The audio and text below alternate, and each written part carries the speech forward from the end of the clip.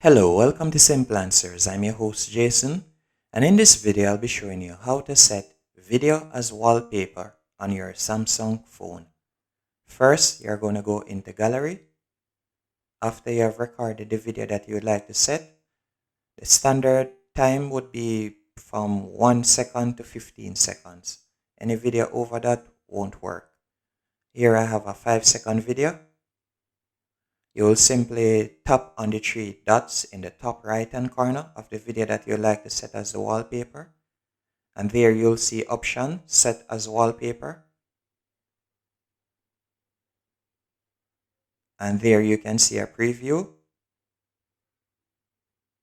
And then you can also set it on your lock screen also if you would like.